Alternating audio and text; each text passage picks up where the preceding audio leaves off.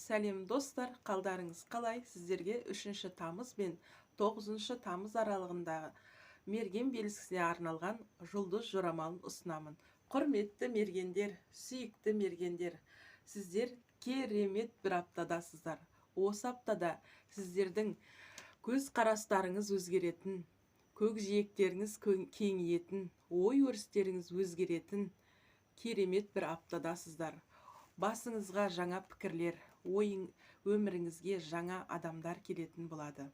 Сонымен қатар саяхаттау, қыдыру, білім алу, көшіп қону сіздердің басты тақырыптарыңыз болады. Осы аптада сіздер шетелмен, шетелдіктермен тығыз қарым-қатынаста болып, балаларыңызды шетелге оқыту немесе өздеріңіз шетелде жұмыс жасау, көшіп қону тақырыбында қағазбасты боласыздар. Осы сіз ойлағаннан да шетелмен қарым-қатынас және қағазбастылық сіз ойлағаннан да оңай әрі жеңіл болады және сіздерді бақытты етеді. Өз өміріңізге бақытты көзқараспен қарап, энергияңыз тасып, толып жүретін боласыздар. Сонымен қатар жұмыссыз жүрген мергендер осы аптада өздері ойлаған, армандаған жұмыстарына қол жеткізіп, өздері күткеннен де үлкен нәтиже алатын болады.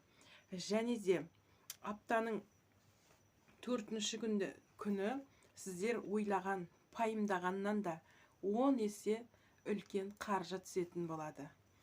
Құрметті мергендер, және де осы өздеріңіз ойлаған, пайымдаған, планын